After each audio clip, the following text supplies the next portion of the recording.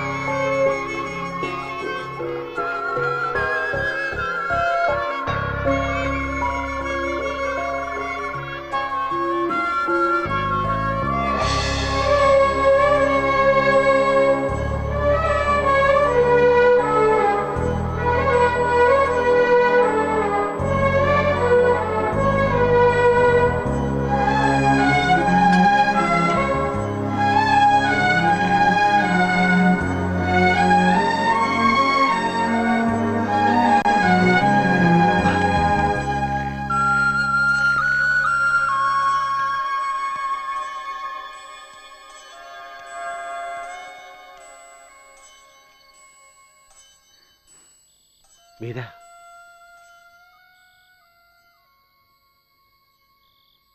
ഒന്നിറങ്ങി വാ. കാര്യമായിട്ട് ഇത്തിരി സംസാരിക്കാനുണ്ട് എനിക്ക്. നിന്റെ മാഷ വിളിക്കുന്നത്. വാ, ഒന്നിറങ്ങി വാ.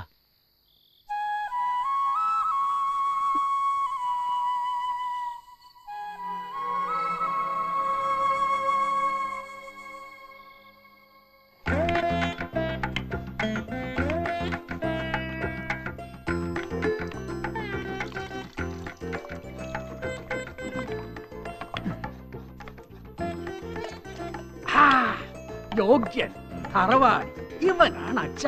സ്വയം പുകഴ്ത്തല്ല ഗോവിന്ദാമേ, ഭരണി പൊട്ടിപ്പോവും. എടോ, ഗോവിന്ദ പിഷാരടിയുടെ അച്ചാറെന്ന് പറഞ്ഞാൽ എന്താ നീ ഉദ്ദേശിക്കണത്? ഒരു കടുവാങ്ങാ മതി, ഏത് ഭീമസേന് 4 പറ അരിയുടെ ചോറുണ്ണും. നോക്കിക്കോ നീ, നാളെ ആമക്കുട്ടിയെ കാണാൻ വരുന്ന ചെക്കനും അവന്റെ ബന്ധുക്കളും നാളെ ബോധം കെട്ട് വീഴും ഈ അച്ചാറ് കഴിച്ചു. അപസ്മാരത്തിന്റെ നെയ്യത്തിരി കരുതേണ്ടി വരുമോ ഗോവിന്ദമാമേ? ബോധം കെട്ട് വീഴുന്നവരെ എഴുന്നേൽപ്പിക്കാൻ. എടി പരിഹസിക്കണ്ട നീയെ. നാളെ സദ്യ കഴിയുമ്പോ വിവരം മനസ്സിലാവും നിനക്ക്. ഏട്ടനെന്താ കുട്ടിയത്തെ കുറയ്ക്കണ പോലെ മിണ്ടാണ്ടിരിക്കണേ? ഒന്ന് ഉഷാറാവടോ ഭരത. നമ്മുടെ കുട്ടി നാളെത്തരം കഴിഞ്ഞാൽ ഈ പടി ഇറങ്ങി പോവാൻ പോവല്ലേ. ഒന്ന് ഇളകി മറിയടോ താൻ.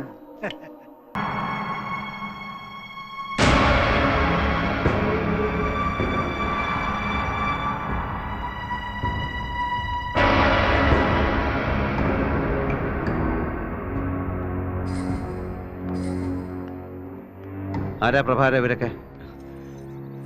ഭാമയെ കാണാൻ വന്നവരാ. ഇതാ ചെറുക്കൻ, ഇത് അച്ഛൻ ശങ്കരൻകുട്ടി മാഷ്, ഇത് അമ്മാമ, ഇത് ചെറിയച്ഛൻ.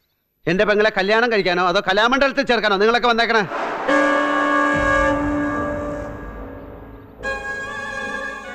ഇങ്ങനൊരു സമ്പ്രദായം കീഴ്ക്കട ഞങ്ങളുടെ തറവാട്ടിൽ ഉണ്ടായിട്ടില്ല. കുട്ടിയെ കാണുക, വേണച്ച വല്ല സംസാരിക്കുക, ഇഷ്ടപ്പെട്ട കല്യാണം കഴിച്ചോണ്ട് പോവാ. ഇതാ ഇവിടുത്തെ പതിവ്. ഞങ്ങളുടെ തറവാട്ടിൽ ഈ വക സമ്പ്രദായങ്ങളൊക്കെ ഉണ്ടെന്ന് വെച്ചോളൂ ശാരദി മാഷേ. അത് നിങ്ങളുടെ തറവാട്ടില്, ഇതെന്റെ തറവാട്.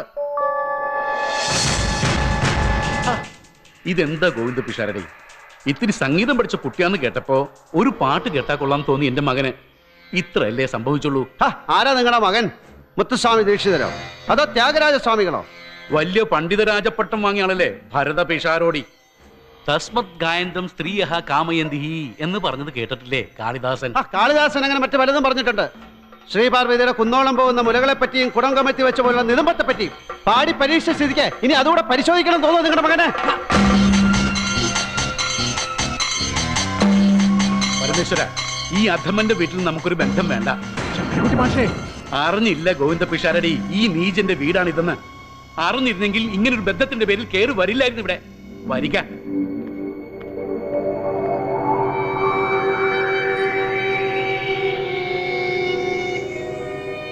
ഭരത, കഞ്ചാവ് വലിച്ചു കയറ്റി നീ കാണിച്ച തോന്യാസം കൊണ്ട് ഇല്ലാണ്ടായി പോയത് ഈ പാവം പെൺകുട്ടിയുടെ ജീവിത. മരിച്ചു മേലെ നിൽക്കണം നിന്റെ അച്ഛൻ തരില്ല നിനക്ക് മാപ്പ്. ഓർത്തോ?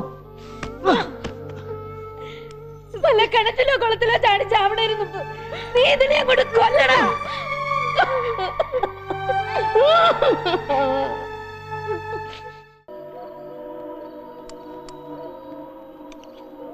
ചാടട്ടെ അവള് പോയി. അമ്മ പറഞ്ഞ പോലെ വല്ല കിണറ്റിലോ കുളത്തിലോ. സമ്മതിക്കോ ഏട്ടനവളെ? ഇതെന്താ വെള്ളരിക്ക പട്ടണ?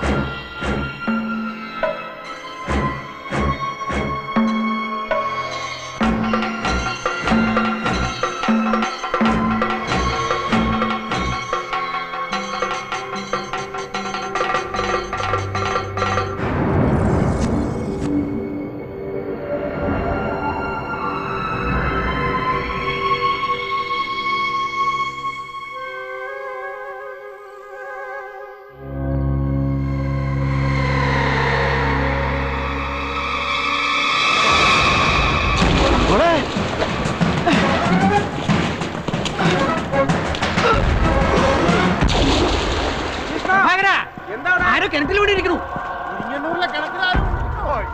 പ്രഭാകര, എന്താ അവിടെ ബഹളം? നമ്മുടെ കിണറ്റിൽ ആരോ വീടിരിക്കണു.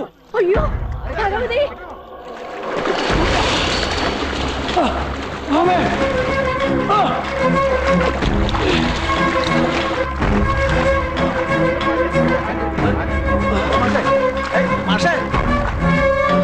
കാല് തെറ്റി വീണായിരിക്കും അല്ലേ രാവണിയാര്? ആൾമറുള്ള കിണറ്റിൽ എങ്ങനെ കാലേറ്റ് വീഴാ? വിട്ടിത്തരം പറയാതിരിക്കുമോ? നീന്താൻ അറിയോ ശാരടി മാഷിന്? ഗംഗാനദി നീന്തി കിടന്ന ആളല്ലേ, പിന്നെയാണോ എൽക്കി പൊട്ടക്കിണറ്? ഒരു കയറങ്ങിട്ട് കൊടുത്താൽ മതി, കേറിങ് വരും. അപ്പനാവാ എവിടെ? കയറെവിടെ?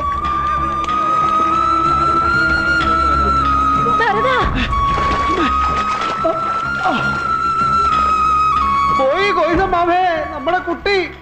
ആരുടെ കാര്യം നീ പറയണേ? നമ്മുടെ ഭാമ. അമ്മ പറഞ്ഞ പോലെ കിണറ്റിൽ ചാടിയവള്. ഇതാരായി നിക്കണെന്ന് കണ്ണു വീഴ്ച നോക്ക് ഭരത. ഭാമ.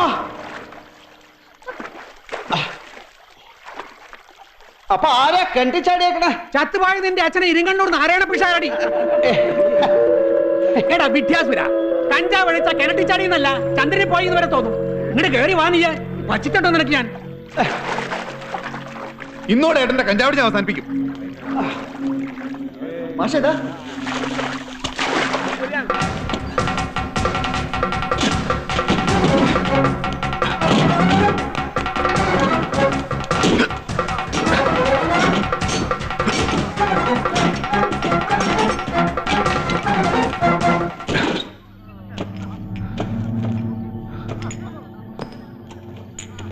പതുക്കെ സൂക്ഷിച്ച.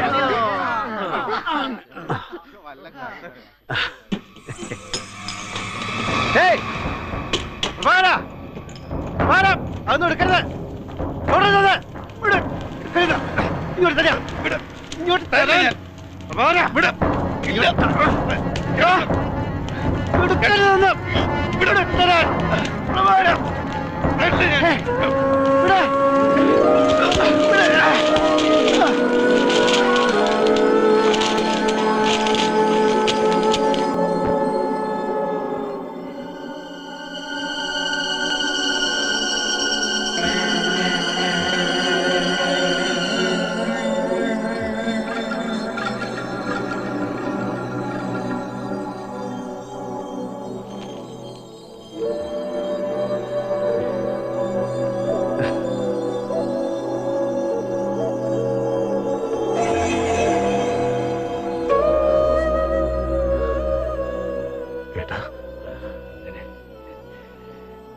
ചങ്ങലക്കിടാനുള്ള അസുഖമൊന്നുമില്ല.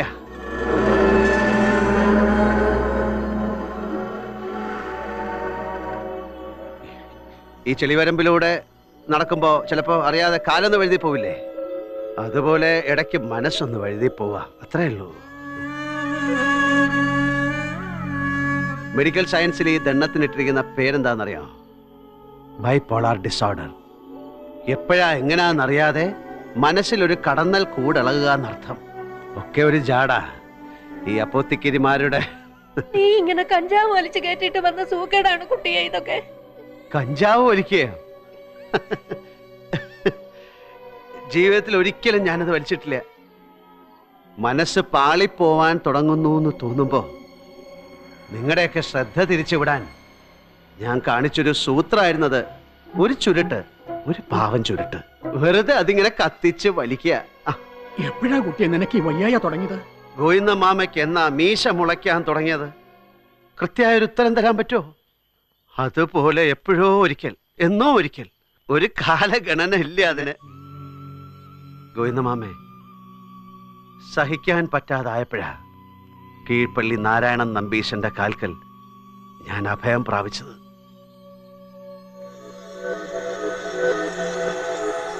കാണാൻ വയ്യാത്തൊരു എഴുത്താണി കൊണ്ട് കരലിലാരോ കോറി വരയ്ക്കുക എന്നൊക്കെ കേട്ടിട്ടില്ലേ നമ്പീശൻ? അതാ ഇപ്പൊ എന്റെ അവസ്ഥ. പഠിക്കാൻ വയ്യ, പഠിപ്പിക്കാൻ വയ്യ, ഉണ്ണാൻ വയ്യ, ഉറങ്ങാൻ വയ്യ, ആകെ തകടം മറിഞ്ഞു പോകുന്ന നമ്പീശ. ഞാൻ രക്ഷിക്കില്ല എന്നെ. അപൂർവം കാണാറുള്ള ഒരു ചിത്തഭ്രമത്തിന്റെ തുടക്കായത്. അറിവ് അധികമായി പോയാലും എടുക്കൂലോ ഷാരുടെ ഈ ഭ്രാന്ത് നിങ്ങൾക്ക് പറ്റിയതാടാ. മസ്തിഷ്കത്തിന് താങ്ങാൻ പറ്റുന്നതിലധികം ലോഡ് കയറ്റി. 4 ആള് കയറുന്ന തോണിയില് 100 ആള് കയറിയ മുങ്ങാണ്ടിരിക്കുവോ? 5-6 മാസം പഥ്യത്തോടെ മരുന്ന് കഴിച്ച് വിശ്രമിക്കുക, ഭേദാവും. എന്റെ കല്യാണം ഉറപ്പിച്ചിരിക്കണോ നമ്പീശ? പാടില്ല. ഇപ്പൊ അതിനെ പറ്റി ഒരു മാനസിക അന്തരീക്ഷമല്ല. തൽക്കാലം അതങ്ങോട്ട് മാറ്റിവെക്കുന്നതാ ഉത്തമം. എന്നെ സ്നേഹിക്കണ ഒരുപാട് പേരുണ്ട് നമ്പീശ. അവരെയൊക്കെ വേദനിപ്പിച്ച് അവരുടെ മുന്നിലെ ഒരു പരിഹാസ കഥാപാത്രമായി എനിക്ക് ജീവിക്കാൻ വയ്യ. ഒന്നുകിൽ മരിക്കും, അല്ലെങ്കിൽ ഈ നാട് വിടും ഞാൻ, ഉറപ്പാ.